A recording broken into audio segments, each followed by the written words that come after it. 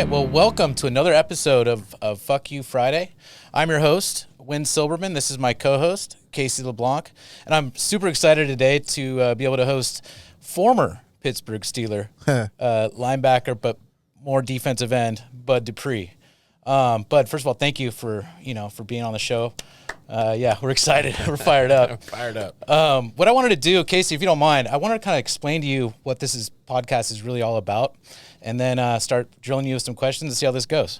Gotcha. So, Bud, the term "Thank God It's Friday" drives me fucking nuts, right? Like, we decided to do something about it and just said we want to come out with a show that can be entertaining. We want to talk to people that have done something with their life that is a little bit different. We talked a little bit off air as far as what are you doing when the lights are not on? What are you doing to separate yourself? And Friday always kind of is geared around a third day of the weekend for a lot of people. And so we're trying to flip that on its head and figure out how can we go into the weekend with momentum? How can we do things that are different that people aren't going to do on a Friday? And so we just started creating this idea and thought bringing on people that have done really super fucking awesome shit in their life. And like, how did you get here? So it was the most unique year in the NFL ever.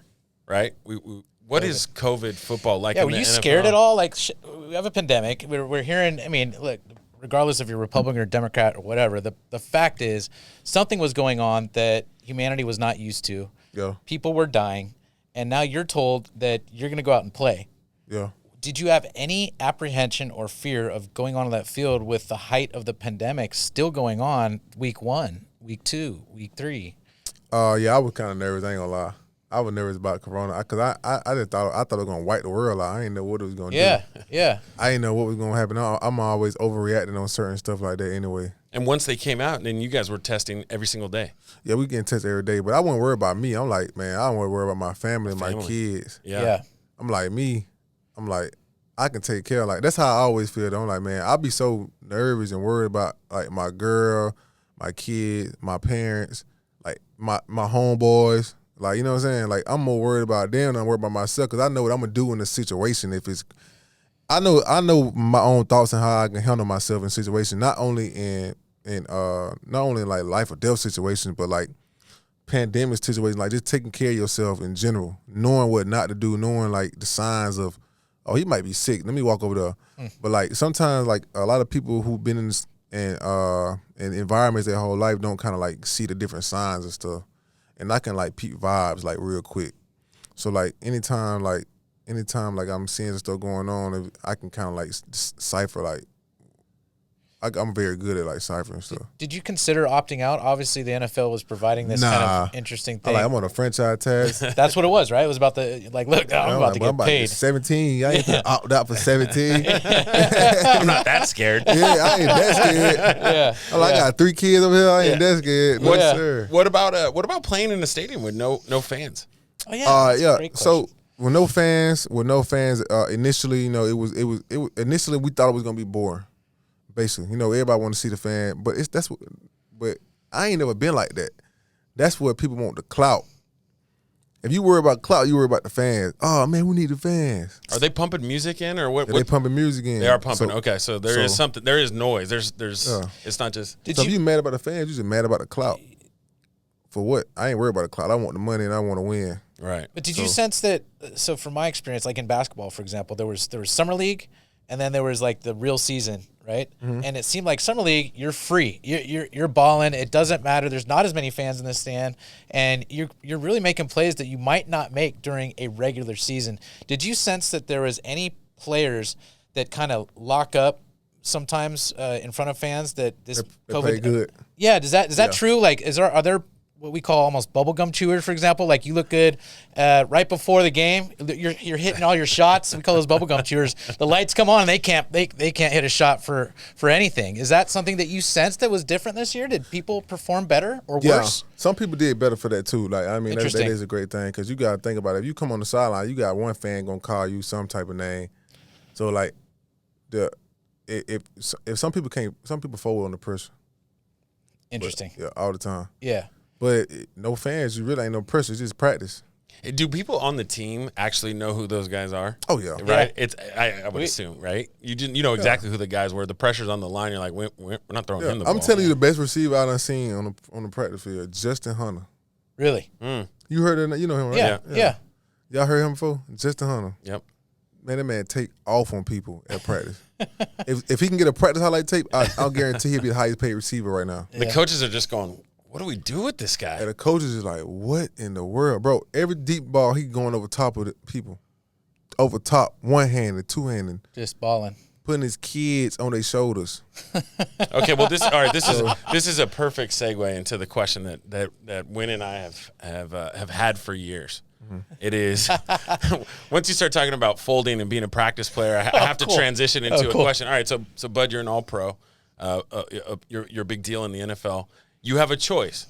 You get to go to a Big Five school. Let's just call it Alabama or maybe even Northwestern, but you Definitely Northwestern. But you only get to catch one ball for 11 yards. So, so you're Rudy, right? Basically. You're basically Rudy. Or you could go to a smaller school and be the guy. Captain, catch a bunch of balls. I mean, we're just asking, just hypothetically. Which one are you picking? Small school. Oh, really? Yeah. Oh, really? It's kind of interesting. Let's set something straight here. I want to compete. I want to play. Yeah. I don't want to watch people play. You the coach's son. I thought going into Northwestern, by the way, going into Northwestern, my mindset was I was going to start. Yeah. But the first practice, when I realized that there's guys that are way more fast and way more strong than me, I started studying more, to be honest. I was like, hey, this isn't going to work out for me. It's not. So I was known for more keeping the team GPA up. Oh, yeah. Anything else, Hey, everybody need a guy like you. No, you need academic all Big Ten 2 times in a row. Your contribution did not go unnoticed. That's right. yeah. That's right. You helped this team out tremendously with recruiting no, points. Barnett would call me in and do that. Yeah. Let's flip the script a little bit. We're talking about you as a player, right? Mm-hmm. And when you're reflecting on your personal experiences. Let me give you a hypothetical. You're now sitting on the throne on Roger. You're Roger Goodell. Yep. You're the NFL commissioner, and there's some interesting things that have come up politically, and one of them is the role of cannabis or the use of cannabis in the NFL. Now, if you have Roger Goodell's hat on, so you're the commissioner, your job is, as they say, to protect the shield, right? To protect the NFL. Are you okay with allowing players to use cannabis, or are you concerned? Because look, as we know, the country is still, they're not all for cannabis. There are certain areas that are against cannabis. There's certain teams and cities and teams that still find it completely illegal, for example. Yeah. How would you approach it? I mean, I would allow, so just me being, I'm in commissioner mode right now. Yeah. I would allow people to do deals with the cannabis people. Mm-hmm. But I can see their main concern is being a role model for the small kids. Mm. So that's probably their number one. Yeah. That's the number one thing they probably looking at. That's the only thing that I can see. Yeah, but it's like, what's the assumption? Because for me, politically, sociopolitically, I see cannabis as nothing more than having a glass of wine. No, definitely. And so it's like, what is the distinction? There's a social stigma that has been built for many, many years through politics. You can go all the way to President Nixon, who put this on a schedule, the improper schedule as far as I'm concerned. But I think that it's an issue of social stigma more than anything else. No, definitely. But with that being said, here's hypothetical number 2. You know, as commissioner, that players are smoking. Players. What percentage? Do I think? Yeah. Probably like 100. Yeah. No, I think that's plausible. It's plausible. So how do you go about that? I mean, that's what I think it is, man. I think it's just the main thing it is keeping I think it's the kids. Yeah, it's the kids. But so understanding that, I guess the point is, if you have a collective bargaining agreement that you're about to sign, right? You went through it, right? Yeah. If you're the commissioner and you know that most of the players smoke, do you use that as strategy to try to get everyone to sign a new CBA? Is that something, for example, when you heard the union, the NFL Players Association, they came to a lot of players and said, hey, you're going to be able to smoke. You're going to be able to smoke. Sign the deal. They did. Was that something that you heard as well? Did you hear that rumor? Yeah, we heard that. We heard that circulating in the meetings and all, and that's what kind of like pressured them to kind of like. It encouraged a lot of players to sign that, right? Yeah. So by the way, I call that inducement. It's inducement. So, because this is what happened. It's not the case. Players felt compelled and felt there was a real victory in that position. But what happened was, sure, you're not going to be suspended anymore. Yeah. But guess what? We're going to make money off you. Definitely. You can still get fined for failing a test. Yeah. Like, how does that work? I mean, that's not fair. And on top of that, stadiums can do deals with cannabis companies. Players cannot. Stadiums can do deals with casinos and gamblers. So what's the answer? Well, I think the answer is actually to take a look at your NFL Players Association and go, hey, what happened here? You leave $3.5 billion on the table. You tell us that we're going to be able to smoke, but we're not really going to be able to smoke. What the hell went on here? That's how I feel. So they are testing. Yeah. Yeah. Mm-hmm. So you can still go on the program. How often did you get drug tested this year? You only get an annual drug test. Just one. Yeah. Okay. But you still can go in the program. What? So explain the program to Casey. Yeah. So if you get caught in the program, if you get caught smoking and you go to the program, you get tested anytime they want. Got it. No, you can't. If you leave the country, you gotta let them know where you go. Oh, is that right? Wow. It's horrible. And if you leave the state, you gotta let them know where you go. Wow. So basically, you're on probation. Wow. That's crazy. No, not probation. You're on parole. Yeah, you're on parole. So, all right. So let's keep it with the theme. I like this. So you're the commissioner. What's your number one change you want to make? Fines. Fines. Yeah. Tell us about it. What do you want to change about it? We want to, because we think that not just me, but the players in general, man. We think the fines it's just too high. Like is there no rhyme or reason to? You just get a letter and it's just let me give you an example of a fine. If let's say Bud sacks you can't appeal. No appeal. Man, you can appeal, but it's not. You're not going to win. It's a waste of time and waste of your attorney money. If this guy makes a sack, right, and his sock goes down a little bit, and he doesn't fix his sock in about two plays, one play, you're going to get fined 5 racks. Oh, you're sir. Fined $5,000 for not having your. And it comes in a FedEx just on Monday. Yeah, you just get it on Wednesday. Is everybody looking at the FedEx guy like, oh shit? Everybody knows. So like a couple times last year, I was hitting people hard, and I escaped some FedExes. I escaped some FedExes. That's great. But people know like. Is it around the league? Every player around the league knows it's FedEx Wednesday. Oh yeah, FedEx Wednesday. Yeah, we can start a new podcast. We'll call it FedEx Wednesday. Yeah. Definitely. If me and you, if I'm on the other team and you on my team, if we're playing against him on the field and you smash him, we know you're gonna get I'm on the other team. I'm like, oh, he about to get fined. Oh, right. So you in the game, you're thinking, oh, that's a fine. Man, are you walking up to him going, hey, that's 20? Look, I don't hit people head to head in the game like, oh man, that's 14. But it's not what you're trying to do. You're trying to adjust your body when you hit people like you're trying to. That's concerning too. That's concerning because I feel like that might create opportunity for injury. This game is so fast. I would love to talk about this. The defense they're put in such a tough position right now, right? People are moving so fast on that football field, and if you touch somebody's head, you can get kicked out of the game. You're getting fined. So, what are the coaches saying? What's the teachable moments here where they're telling you, hey, we got to do this or do that? How are you preparing for the season? And what are coaches? How are they dealing with that? Okay, so yeah, we do something like ever since they came up with the new hit zone, especially on the quarterbacks and on the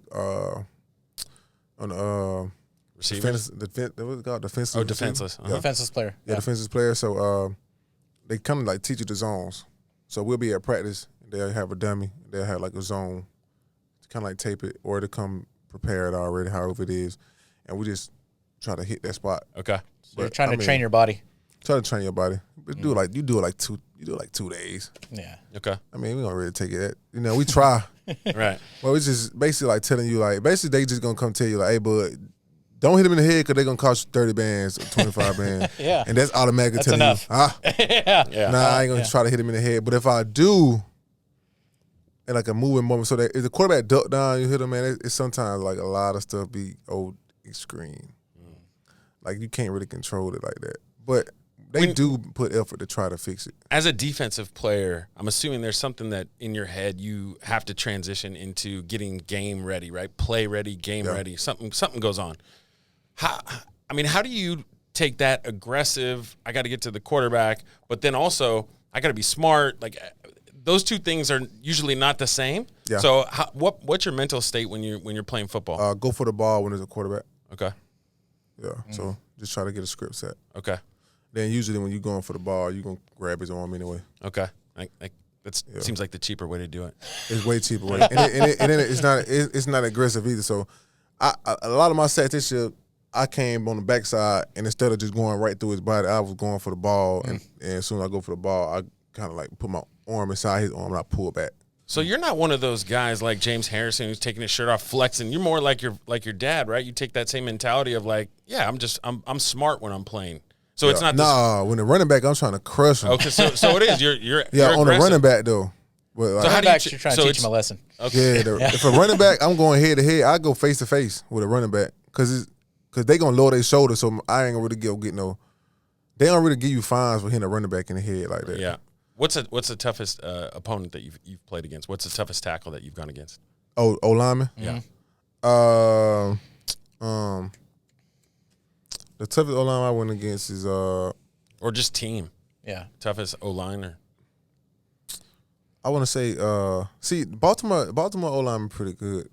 Baltimore O-line pretty good because they big and they play the run, and we play them all. They know us. Right. Yeah. Is that when you first get into Pittsburgh, do you immediately hate them? You understand that that's part of the deal? Nah, I ain't understand that first. Oh, really? So my rookie year, I ain't really know like why. Somebody's like, hey, bud. I'm like, bro, y'all in the league. Y'all like in the league and y'all like hate people.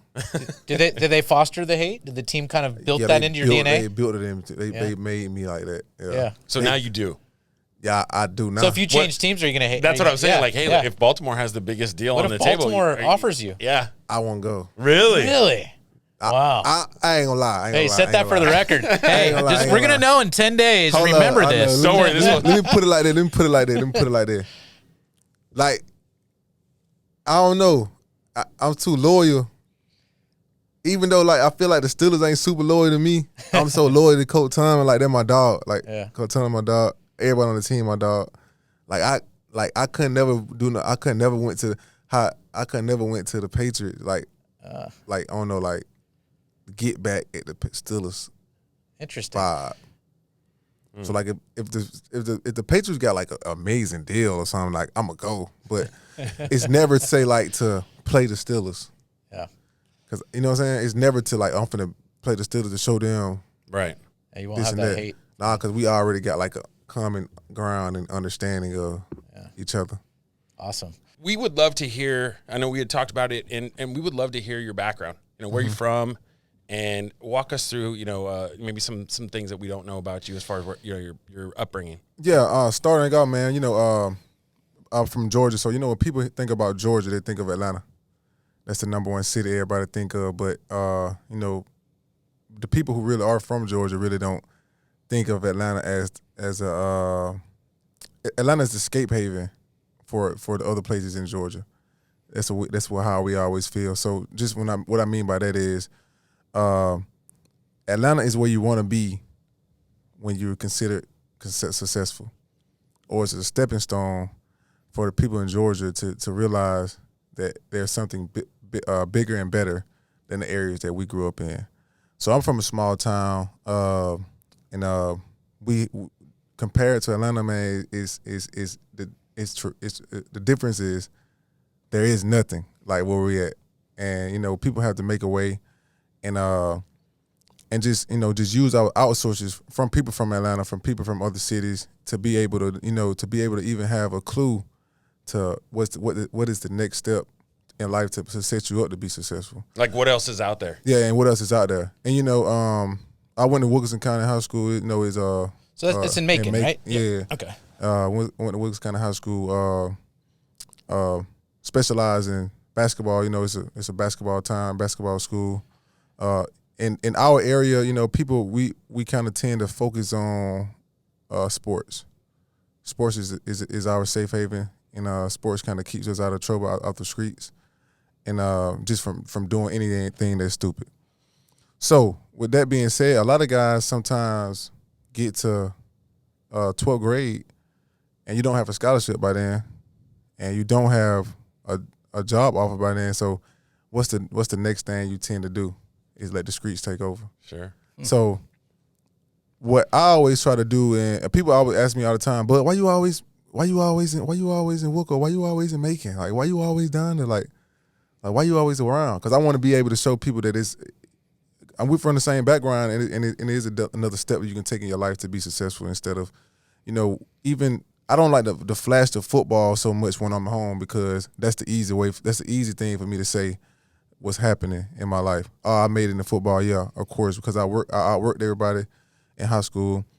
I did extra things that people weren't doing. I made sure I took school serious and made sure I did my schoolwork, even though I was a goofball. So I got in trouble all the time and still made sure I had at least B's and A's with no studying or nothing that. And people always, hey, how you did that? Because I always knew I had an end goal and my vision was clear. And I always try to bring, and then like my brother here with me today too, he can tell you like all the time, I always try to bring people along with me my whole life. So a lot of times I made myself mad because people couldn't keep up with what I was trying to do or the things that I was doing. And it frustrated me the most, more than it frustrated them. And now, did that start when you were a little kid? Yeah, when I was little, you can ask. That's the wild thing about it. Like, so I lived with my godmom growing up, and her husband at the time, he when I made it to the league, he told me, this was the wildest thing he told me. He said, you're the only person I know in my whole life who spoke everything you said you were going to do into existence. So when I was young, I always told people what I was going to do, and I always continued to tell people, like I had a game plan. Like when I was young, I didn't want to be like nobody else around me. They're like, who your big homie is? I'm like, I don't got no big homie because I don't look up to none of not no disrespect. I do look up to the people where I'm from, and it was a stepping stone, but like I didn't want to be the same type of caliber person that no one around me was. And that's always how I kind of like separated myself and continue to motivate myself and try to motivate others around me to not only focus on like right now, but focus on the future. I'm just trying to bring as much awareness to that for the community as I can by just being in their face, just them seeing me do other entrepreneur types of things, showing them the ropes, like them actually being around it. So kind of it rubs off on somebody and be like, damn, I didn't think I can do it, but kind of like Bud just kind of like showed me a way to get around it. So that's how I kind of like measure success. I think I told Wynn this before. That's how I kind of like measure success. I don't measure success on what I've done in my personal life. I measure success on like what I've done to help the people who I love around me. Right, your impact. Yeah, the impact on everybody around me. That's awesome. So are you aware were there gangs around Macon? Were you aware of gangs in the area? Yeah, so the school I went to school at, man, it's country. So like my neighborhood, where I grew up is in Toonsboro. You only stayed in your city. Oh, okay. So that's what it is. It's gangs down there in Georgia, period. Like it's gangs everywhere. Do you hear the stories of if there is an athlete that's elite or having some measure of success, will the gangs tend to actually try to encourage them to remain in sport versus definitely. Does that really exist? Yeah, definitely. Like I got all the like down that way. Not only in Wilco, but like not only in Macon, and not even in Atlanta. Like a lot of like it's different states and stuff. Like people kind of like be intrigued with me just from like the people who I'm around, who I grew up with, just being in the area, I'm like the face of the like, town, right? Yeah, I'm like the face. Yeah. Like people want to see me like continue to do good because it's kind of like one of them can make it. It's encouraging. It feels like Bud just like me. Do you have a street I named can do after it you too. yet? Yeah, I got a street named after me. That's how you know you made it. Is it So- Avenue or Boulevard? Drive. Drive. Oh, okay. Yeah. All right. That's All right, perfect. So I gotta so now you're in a small town and you're balling, right? Obviously, walk me through the recruiting process. Walk me through high school. You're in a small town. Like, how does it? Did you get letters? What happened? Yeah, so do they have to come on horseback and tell you like, hey, we got a college? I know, right? So this how I went. So my mama lived in Macon. My dad stayed in Twiggs, and I went to school in Wilkinson County. So like it's all the same area, but it's different schools in the district. So the area my mama stayed in, they got the best school. Westside High School in Macon is like one of the best schools in the area. When I was in school, they started trying to. When I started like catching steam in football, they tried to throw it over my head. Like, hey, if you don't come to school and your mama live in Macon, you got to come to school in Macon. Oh wow, they're manipulating you. Yeah. So like, I'm not about to go to school up there. I'm like, I'm already at my school. Yeah. down here with all my friends who I grew up with, like we having fun, we winning. Like Westside was good too, but like they just kind of dang it over my head. So that was when I knew, when I started getting stuff like that. That's when like the college coaches started like sending letters out of nowhere. But it happened when I went to a camp called MVP camp. Like I said, I didn't have a highlight tape in high school. I had to get somebody to make it. None of that. My coaches were, I'm point blank period. My school was terrible. Like low income school, like no money into sports, no money into the back in the community. Like they wanted to stay the same. So me going to that camp kind of like pushed me over the hump to get seen a little bit. I won MVP at the camp. And when I went to the crazy thing about I won MVP at the camp, when I came back to the school with the trophy, they said, "Where you bought this trophy from?" You see what I'm saying? What position did you win? I won MVP at tight end. At tight end? Yeah. Wow. So you have hands. Yeah, for sure. Have you caught a pass in the league? I mean, I caught a pick six. Yeah, you did. Yeah. Oh, that's right. But I dropped one last year. Did you? Yeah, so I'm even. I feel like I'm 50-50. So you small school, go to the camp. How many offers? Where were your offers from? What were you choosing from? Yeah, so I went to the camp, started getting interest. Like I said, the other school, Twigs, kind of with my dad, they a good school too. They tried to get me to come along. My mom was the school in Macon tried to get me to come along. Northeast was trying to get me to come along. They was another school too. But man, I stayed loyal to the school I kind of like was in. Like I said, I stayed loyal to that, like because I just wanted to see. I'm so loyal to my people. Like I just wanted to see. If I left that school, it probably wouldn't have been nobody else get an opportunity to see a scout from a college, even a college coach. They wouldn't never got to experience that what happened during my senior year of college, my senior high school. My senior high school, we had Tennessee coming through, Alabama coming through, Auburn coming through, Florida coming through, Florida State coming through, Kentucky coming through, Georgia State, Georgia Southern, all the D1 AA schools in the area of Georgia. Predominantly for you, right? I mean, that's it. But for me. Yeah, but it helped. Yeah, it helped in the long run, supposedly, but we didn't capitalize on it. You see what I'm saying? But that's the only reason I didn't leave the school. Because I said, if I leave the school, they not even going to get a chance to see none of this that's about to happen. So I'm like, all right, I'm going to stay here. So it's a small school. People can have an opportunity, no chance, and just see what it is to look like. I already had it envisioned in my head what was going to happen. I knew I was going to go to the league, God's will. Well, I was going to work to go to the league, God's will, and I knew that I was going to make. I knew if it come to work ethic, I knew I was going to make it. If that's the work ethic and performance, I was going to make it. You choose Kentucky from, I'm assuming, a couple of other SEC schools, and then now you're going. Yeah, what was your top two, and then get into that. Okay. So I had Auburn from Auburn, Georgia Tech, UGA, and then Kentucky. But Auburn won the championship the year I came out. Cam Newton was the quarterback. They pulled the offer because they got who they running. They got the 5-star. I was a 3-star. Were you coming in as a tight end or a DN? Yeah, I told everybody I was making, bro. I'm telling you, I did not know how to do. I was the first person from down there to even go through a recruiting process. I did not know what to say to the coaches. I did not know what to say in the meetings. When I walked in, I blatantly told people like, I did not want to play defense. I'm playing offense. Yeah. And everybody was like, "What? You want to play offense? Why?" Because you catch the rock. Like, yeah, they're like, you outside linebacker, and I'm like, man, no outside linebacker. I'm gonna play tight end and receiver. So Kentucky was like, man, come on and play with tight end and receiver. And I signed right away. Interesting. You'll switcheroo then after they got you? Yep, right away. Really? So they just kidding. How did that happen? Yeah. So you're thinking you're on the maybe as a freshman, fifth on the depth chart at tight end, and you see your name and it's on defense, or did they have a conversation about it? Or? Yeah. So it was a big deal. It was a big deal about it.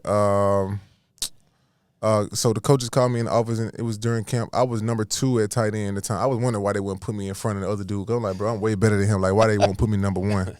I'm like, maybe because I'm a freshman, they just don't want to do it like right away. And then we had a meeting, and I remember word from word. Coach came out. He showed me a roster. He showed me like a list, like basically like an agent would do. Mm-hmm. He showed me a list of people getting paid, and he said, "This is what tight ends make in the league, and this is what outside linebackers make in the league." Huh. He said, "The quarterback we got probably not gonna get you the ball, so you need it, and you're gonna help us better on defense. You're the most athletic person on defense. We need you to play outside linebacker." So I said, man, I'm about to transfer. Really? So I did all type of illegal shit. Like I was calling. I can say it now because I ain't in no, college. you're fine. You're fine. I was calling out the coaches like for other teams. Like, hey, I'm about to transfer. Like, make sure you look out for me. Yeah. Like the people who were recruiting me before. Everybody was like, all right, tell your people to call me. Well, especially and when you were doing that, yes, it was extremely illegal. Now they've actually kind of changed a little bit. There's a portal. It's much easier to transfer. But back then, yeah, you're really breaking the rules a little bit. Yeah, I know, right? So I'm glad I didn't get suspended. Yeah. But so I hit a couple people up and told them that. Then I had to talk. I had called one of my homeboys back home. Then my godmother and my mom and stuff, and I'm telling them all like, man, I'm about to slide. Like I want to play defense, offense. They trying to get me to play defense. Yeah. Everybody like, man, you gonna be man. Just think about it this way. You can go to the other school, and you know you're gonna be a small fish in a big pond, or you can be a big fish in a small pond. Get the looks. Yeah, and get all the looks you need. So I just started thinking about it. Then Farrington, one of my teammates, Farrington Hugan, came, and then like we would start talking, and he started giving me like, man, come out. Like I stopped communicating with the whole team. I didn't want to talk to nobody. Do you think the head coach was paying Farrington to try to recruit you onto defense? He probably would. Farrington, we came in the same year. He came in the same year, so he gray shirted though. Okay. He red shirted the same year, so that's why we came in the same year. But he, yeah, man. So then I just said, man, I'm gonna just man up. I manned up when to talk to him again. I said, all right, I'm gonna stay. Let me get number 2. I had number 83 at first. I said, let me get number 2, and I don't want to stay on campus. I want to stay off campus. Anything you want, sir. So you got to stay off campus as a freshman. Yeah, I moved out, and then let's talk about that. How about, I mean, as an athlete, as a football player, obviously, clearly you made the transition. You started playing defense. You started balling, right? Mm-hmm. What was your college experience like? Were you welcomed by the entire community of the University of Kentucky, or did you sense, for example, in the classroom, were there teachers that were against you at all, or was everything welcoming? Well, the other thing too that we wanted to know about was playing football, at a basketball school. Yeah. Were you even respected? Like, it's Kentucky. You think basketball first. Yeah, right? Our first year, I wasn't respected at all. My first year, nobody was respected on the team because like we were losing like 2-10 or something like that. Uh-huh. 2-10, something like that. So we weren't respected at all. And then we started winning a little bit. Coach Stoops came. When Coach Stoops actually came to the team, Joker was our coach at first. Joker Fields was our coach at first. Then he got fired from the program, and then Coach Stoops came. And when Coach Stoops came, they kind of like brought a new life to Kentucky football. So it's automatically like they got a new coach. Everybody look, we'll see what they're gonna do. So that kind of like just brought a spotlight back on us, like if we wanted it or not. We got a new head coach. He talking the big time talk, and he came from Florida State, and he brought his whole staff from Florida State besides the head coach. So he brought a whole new staff and a whole new weight room training program, and it made everybody pay attention. And we started winning some games, and I was balling. So that's when they really like, I can get in like the bars free. Like, and like your money's no good there. Like, did you have to pay for drinks? Nah, I had to pay for that. So then it started. Isn't that an NCAA violation? Major. Oh, okay. We've got a couple at this point. I'm tallying them up. Yeah, this is getting good. Yeah, major NCAA violation. So they started doing that and stuff, man. But then we had Zadarius Smith. He played with the Packers, so he came the same year Coach Stoops came. So he kind of like brought a lot of like. Would you say that a coach can make a major difference on a team, or is it the players that have to make the? Do they have to buy in? Like, what would you? So with us, as soon as Coach Stoops came, man, we was already like ready for like change. Mm-hmm. No disrespect to Coach Joker Phillips, but like we was all ready for change like right away. As soon as he came, everybody like let's work again. Yeah, like reset. Well, that's what happens at 2-10, right? You're ready for some change. Yeah. Ready for some change. Well, so I'm interested. What was the culture? Obviously change. What happened? What did the coach do when he came in? When Stoops comes in, how does he change the culture? Coach Stoops came in and started cutting people. He was like the NFL. He was cutting people on scholarship. If you weren't all in, you was going home. Did you just Donald Trump them? You're fired, right? Like what? In rooms? Right away. Yeah. Really? Right then. You got to send a message. Because the attitude or whatever, that someone's not buying in, someone's not working out? Yeah, so if you ain't working, he went on like the first week he was cutting people like off of referrals. he didn't even know their name. Yeah, he didn't know their name. So like if you say, hey man, he a bad person, all right, go home. Boom. Really? Come back again. They ain't doing right. They missing class. They ain't coming to practice. I bet. Boom. See you later. So then they caught everybody's attention. Oh, This is boy, real. they're trying to go home. Yeah.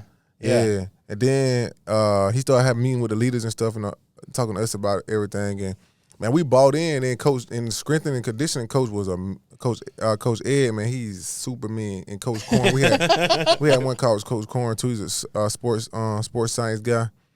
And the stuff we were doing was fun. It was competitive. So that kind of made everybody say like, "Oh man, we want to go to practice and we want to do this and do that." And it became fun again. Became fun again. And then now everybody say, like, to go back to the question you asked, did the coach change or the players change? I think it go hand in hand because the coach came and gave us new breath, and then the players adapted to the new program regimen, and it made everybody better. Question for you on the training, because you did touch on the trainer. You said he was mean, so to speak, but he motivated people to work out, I guess. It was my college experience, and granted, we didn't play too much, but I do have a stat line. Just remember that. Yeah. But from my experience, I probably had about 8 or 9 guys that went to the league at Northwestern when I played. But I always felt they would do what was told of the strength and conditioning coach, right? But then they would always be doing more. They would always be doing a little more. Did you just go to the workout that you were prescribed and that was it? Or did you, because you had aspirations with the league, feel like you needed to do more than just what was prescribed? No, I always did more. Like, I've been doing that since I was in Little League, like, with nobody. Like, I'm going to back up a little bit on the football situation. Like, since I was playing football, I ain't never had no one person to tell me to go to practice. Like, my parents ain't tell me to go to practice. My godparents tell me to go to practice. My coach ain't have to tell me to go to practice. Like, or come to practice. Literally, I've beat up people for missing practice. Wait. Let's stop right there. We want to hear this story. Yeah. Can you tell us an example? Yeah. So like, I like this. Yeah, for sure. So like, really, I really beat up people for missing practice. So like, like my own cousin too. Like I beat him. Well, yeah, gotta check him a give me an little bit. example. Yeah. So all right. So one example. In football practice, the starting quarterback, man, he left. He missed practice to be with his girlfriend. We love love. Yeah, we play on Friday. We play on Fridays. We knew the type of he would love it, Devin. We all knew that. We play on Friday. He missed practice on Wednesday.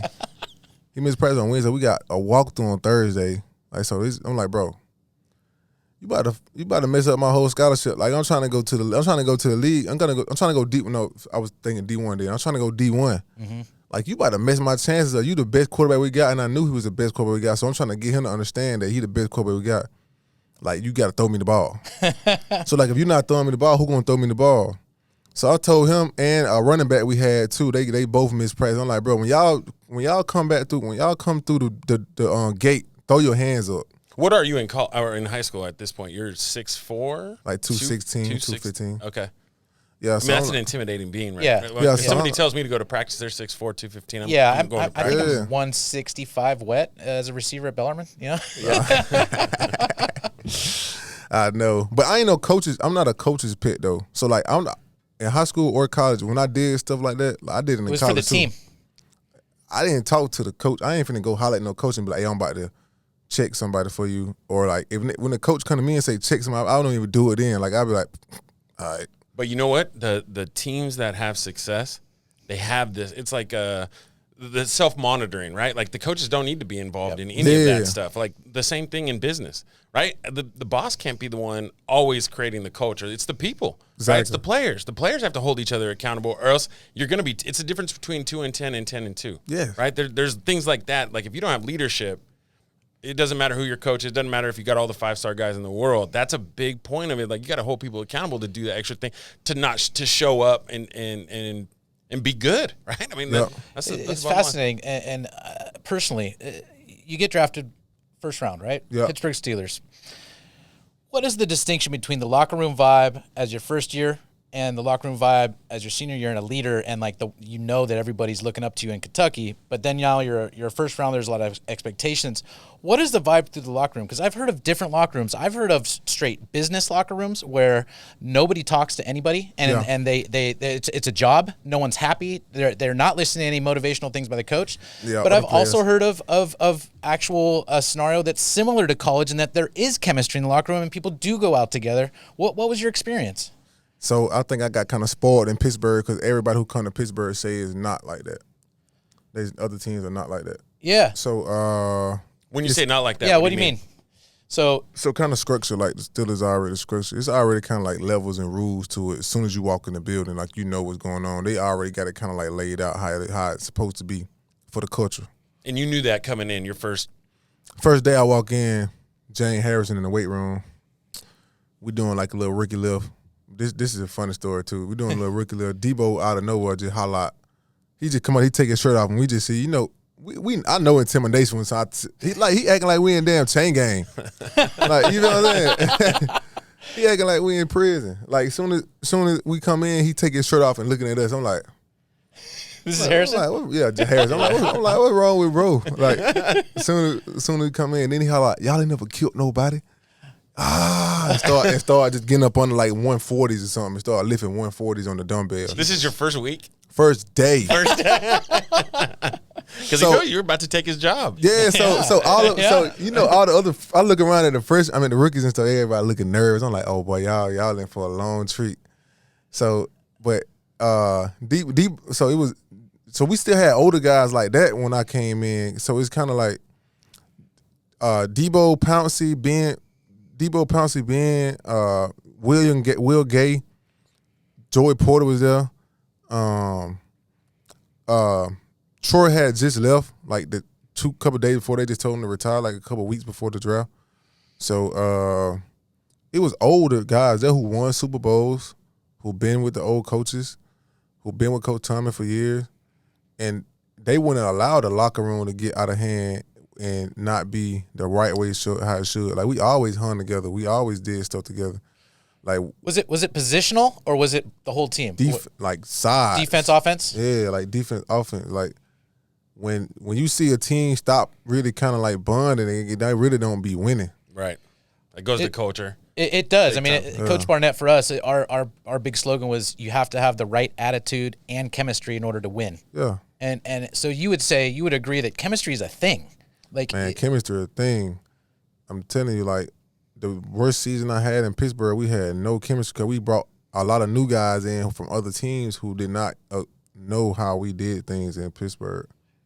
Now, last year, you're the guy who's now teaching the younger kids about the Pittsburgh way, right? Yeah. So you transition from the first day. Did you feel like a torch was passed? Now I want to know, are you taking your shirt off in the weight room and doing the flex on the new guys? Nah. Well, how do you continue the chemistry? I don't know. It just kept going. Like, it just automatic. Keep a good vibe in the room. The vibe kept going. Like, people kind of like, I ain't never had nobody tell me they don't like me.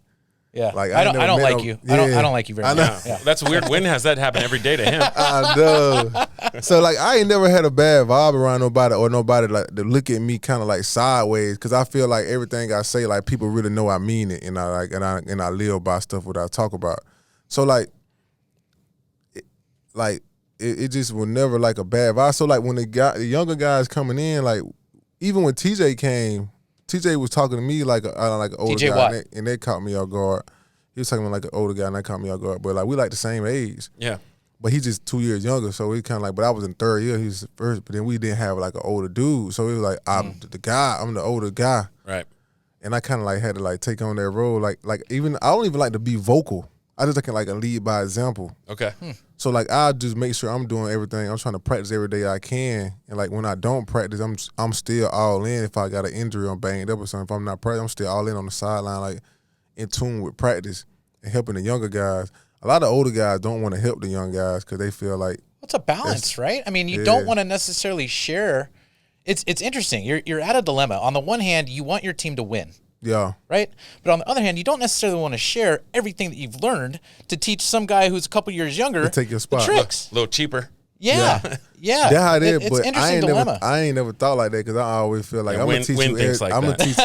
I'm going to teach you everything. Hey, pal. I always be like, if I teach you, like, if I'm teaching you the game, if I'm teaching you everything I know, stuff that I learned, I mean, I feel like you should be able to, if I'm teaching you this, I feel like you're a person that needs to learn it.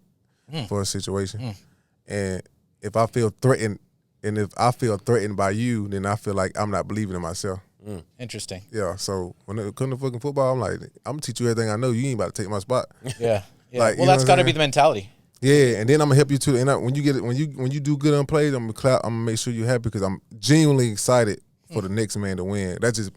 But that's how I am. I'm just like, if somebody else win, I feel like I won too. You don't have to name names, but it must go the other way too, right? You see both of that, where you're gonna go ahead and teach everybody everything that you know and bring people up. You probably see some of the wins of the world on the practice field where they're giving him a hard time, but they're the opposite, right? They're looking at it like a business, like and they're selfish and they want to just take care of themselves. Do you feel that instinctually? Do you feel it? That happened to me. Happened to TJ. Happened to all of us. Like, we ain't really get we had the bro, we ain't really get the presence that we really needed our first couple years. Like, we ain't really get none of that. Like, we felt that pressure. Like, oh man, like it's a competition. And is that part of it? Is the round you're drafted, right? If you're 1, 2, or 3, they're like you have to play. You have to perform. If you are 1, you playing automatically. You're playing automatically. But do you feel that from the team? Like, what's the sense as you walk into the building with the team? Yeah, with the team. Yeah, the team. So it's different. So the players gonna kind of have However, it depends on how he brought up. What's his upbringing? A person gonna be a person. You can't change a person. However we were raised is how we were raised. That's how we gonna be. Well, and then the money kind of amplifies it, right? And the money gonna take you to a whole nother. So I'd like to put it like this: if a person was lame before he got rich, he gonna be a lame on steroids, and he gonna do super lame shit, but he gonna think it's cool. Yeah, it's always gonna come out. So money can't hide the real you. It amplifies it. Yeah. It's the opposite. Yeah, right. It can't hide it. Yeah. So it's always gonna come out. The real person gonna always come out at the end of the day, and that's the same thing on the field. Like, you can laugh and play with me all the time, but when crunch time comes and you need to know me, if you really don't want to teach me or really don't want to help the young guy, it's gonna show, and we gonna see it right away. Huh. So you can't hide it. Interesting. You can't hide it at all. So you're saying that there's good chemistry, obviously, and I've heard that, and I've seen it. Even working with you on the Innsbruck brand, it was awesome that you brought a concept. You wanted to help kids. You were interested in saving children from human trafficking. That was great. But your whole team, you presented something. Your whole team got behind you quickly, and you felt the love. But this is my question. Look, you're going into a new era. You're a free agent right now. Yeah. What are some of the things that you're thinking about? Are you just concerned about making the biggest dollar possible? Is that how your decision-making process is going? Or are you taking into consideration things like climate, where you want to live, where you coaching, scheme? Yeah, what's going on in your head? Are you just telling your agent, are you just saying, hey, just pay me? Like, I don't care. Nah. Like, what is it? How do you think? I mean, when you think about family, money gonna be top priority. You know that money gonna be, but you can't always just bank off of money. You gotta look at the coaching. You gotta look at the tradition of it. You gotta look at the trajectory of the team and the roster. That's what I'm kind of looking at right now, indeed. So, with the people, once time comes, I'm gonna always look at the trajectory of the roster. I'm trying to see, is the arrow pointed up or the arrow pointed down for this squad, and where's the quarterback at in the deal? Wow, because I don't know if y'all seen it, but like really people be winning like when they quarterback first gets signed, when they still got players from their first contract, or like a rookie quarterback that's doing great with a lot of vets on second contracts. Experience is important. Yeah. So you either gotta have the quarterback gotta be like, say like like Tom Brady them and stuff. So like those guys, they're in their second, third, fourth deals, but that they've been around so long that the people under them are still paid. As well, and it's not like like us, the Steelers with Ben. We just don't got Ben, and nobody else getting paid. So there's other people collecting checks. Yeah, other people collecting checks too on the other teams. So you got to make sure that that's how it is. That it's not just the money ain't just in one spot. Are you looking at location, like Wynn said, location, and some of the things about the team? Yeah, definitely. Because I got kids, so I got to make sure I got a good school system, fun city for the kids, because I got to make sure they have fun too, because I'm going to be busy all the time. They the ones who going to be at the house all the time. And what is it right now? So it's 10 days from free agency, and what's life like right now? What's your agent telling you? Like, at what point does it start to heat up and you start to hear XYZ team is next week? So right now they can't call, they can't do anything. Nah, you just hear chatter. Certain teams like to cheat. Yeah. And like to call. Well, this is interesting. Now you can't break those violations, right? The NCAA, you're like, yeah, fuck it, I don't care. Yeah, this becomes real paper. This is real, yeah. That is real. Do you have a team that if everything was perfect and the money, let's say the money was there, the school system, everything you're thinking about, is there a team that's on your mind that you'd most like to go? And this is cool. The good thing about it is this is, we're not going to launch this until the next time we launch this. It'll be after. You're going to know. So it's interesting to know what your mindset is today. Yeah. I mean, something warm. Something warm. Yeah. Don't really matter. Something warm. I think is it like recruiting though? So the day free agency hits, right? You're gonna have a couple of teams, I'm sure, with offers. And do you fly to all three of those teams within a day or two or before? Like, walk us through that, like that day, because you're one of those guys that actually gets to make a decision probably pretty quickly.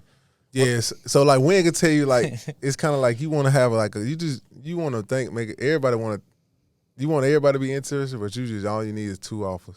Mm-hmm. All you need is two. And if you don't have 2, you make up 1. Yeah. 2 to fight. You need 2 people fighting. Yeah. And then they bring a buddy. That's awesome. Yeah. So when that happened, man, I'm excited for this time in my life. If the ACL was a bummer. My ACL was a bummer, but man, I'm ready to go. Let's talk about that, man. You guys are fucking 11-0, right? Was it game week 11? Yeah, week 11. So it's week 11, and this is you guys are winning this game, and it's like probably 3 or 4 minutes to go in the fourth quarter. Mm-hmm. And I remember watching. I was watching the game, and I remember when an ACL happens, it's not that you're writhing in pain. It's the way that it's an awkward, quick shift. It doesn't have to be a crazy injury. Right. And I knew it. I knew it because go into it. Were you pissed off? Were you in pain? What was it? Like, because I was more pissed off than hurt. Like, as soon as I came around the corner and I beat him off the ball. As soon as I came around the corner, I planted my foot to turn, and he kind of like nudged me a little bit, just a little bit, to try to catch up. And that little nudge broke up my knee because the ground was slippery that day. Did you know right away? Yeah, when I felt that ground slip, I felt the ground slipping like right up under my feet. As soon as I stepped down, I felt my knee extend and the ground started sliding. As soon as it started sliding, you know how my body probably tried to stop it, and all my momentum going forward, my body tried to probably stop it to go this way, and it broke up right away. I felt it sounded probably like that. I felt it like. Then I said, "Oh man, I done tore my ACL." I said, "How the hell I tear my ACL?" Yeah, on a free agent, on a franchise tag. And, is that running through your head immediately? I wasn't worried about like the free agency stuff. I was worried about the Super Bowl. I was like, man, we can't win the Super Bowl. I'm about to miss a chance to go to the Super Bowl, and we won 1 game since then. Yeah. So like, I'm like, bro, it kind of like messed with me. I'm like, man, because I seen like a lot of stuff like it just like it was adding up to win the Super Bowl the whole time. Like for us, I'm like, damn, at this time right here, I get hurt in the biggest year of my career. I'm having the best career. I'm having the best season of my career. Yeah, you're balling. I had 11.5 sacks last year. I was probably gonna have 14 this year, and then we came back and was winning. And I'm like, man, I'm not only missing the chance to have my best career year, but to have a chance to miss the best season of team I played on.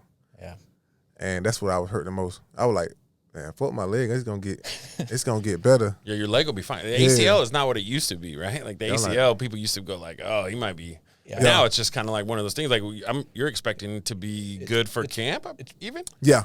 Okay. I'll be ready. I'll be going full go in May. In May. Yeah. So I'll be full go in May, like running around doing stuff. You're already moving around. You're moving amazingly. I tend to forget you just had major surgery not too long ago. That's the thing about it, man. But yeah, man, that's all it is. I mean, I feel like I always had adversity good because of like how my daddy kind of like put stuff into my head like when I was young. Goes back to how you were raised. Yeah, my daddy like he like so chill, but he business minded. He's so business, like he mean business a lot. But people. He just so chill. So a lot of stuff don't really bother my daddy.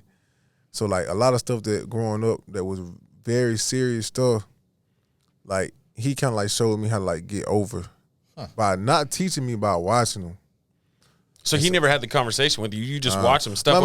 My dad ain't never had no conversation with me about a lot of stuff that I learned from him. Wow. But he just do it and I'll just watch him.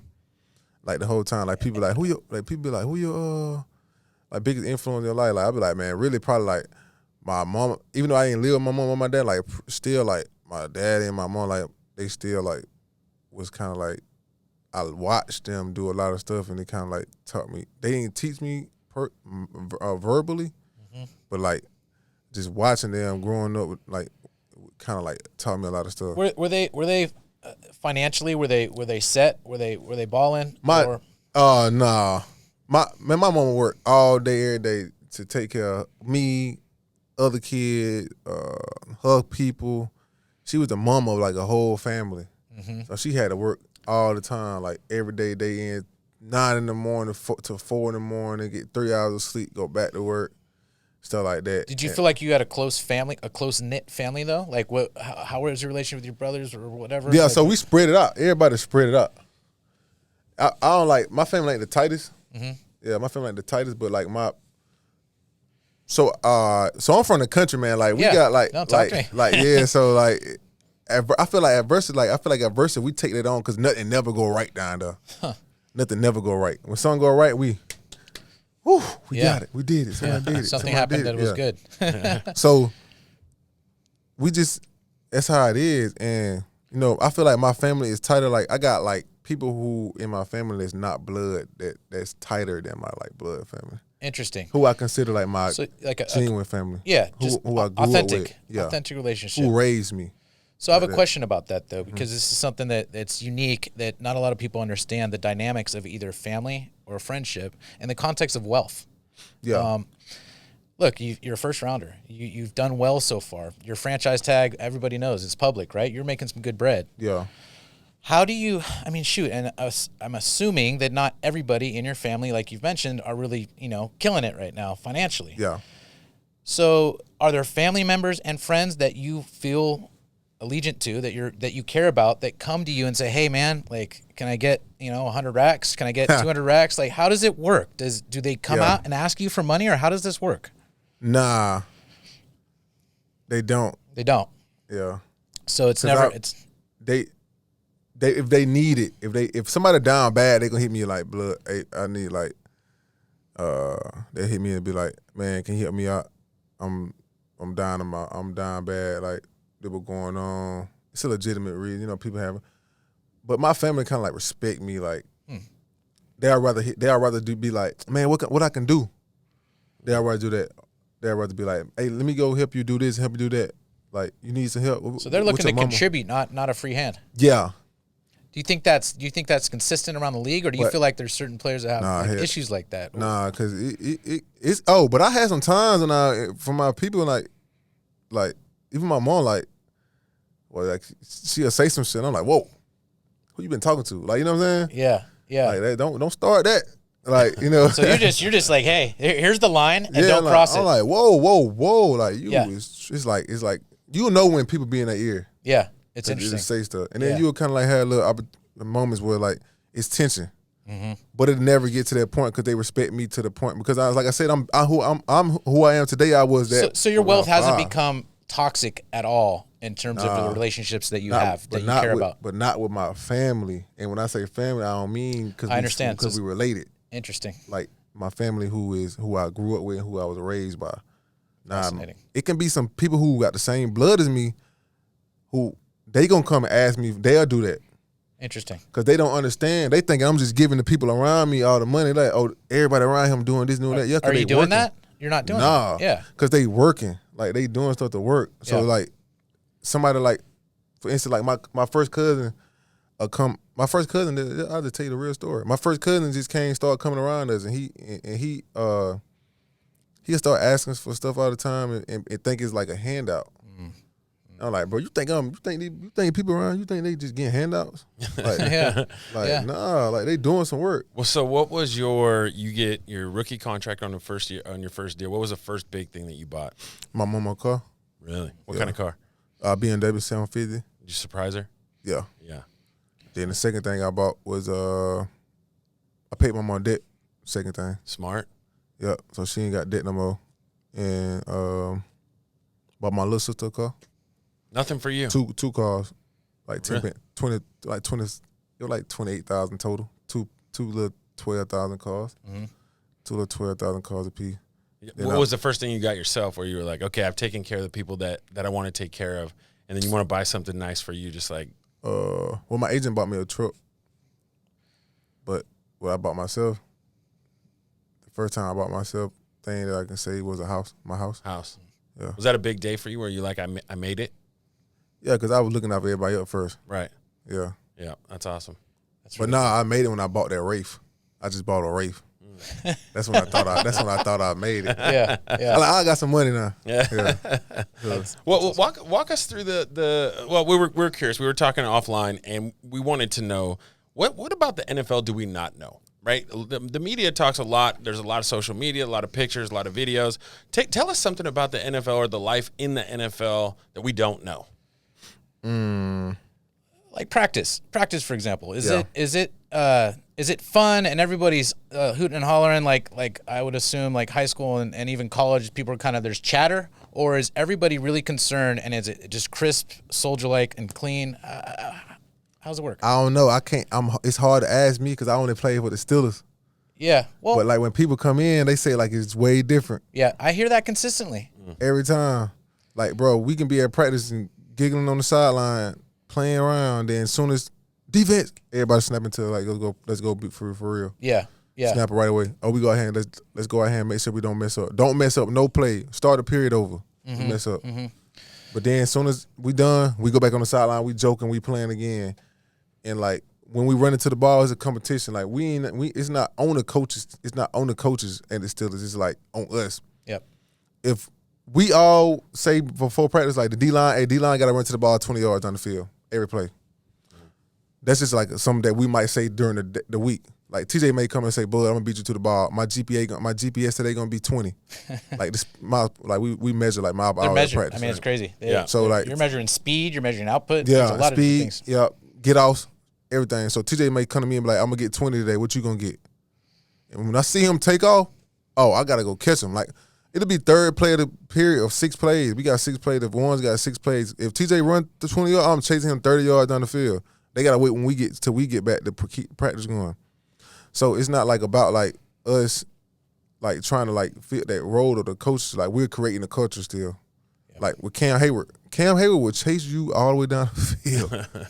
Every player, if a running back run a sweep to the right and he on the left side, Cam gonna go to the ball every play and come right back to the ball. That's awesome. And then if you turn around, it's not like a coach is. I'm trying to show out for the coach. Y'all need to run to the ball. It's not like Bud, I beat you this time. What you gonna do next?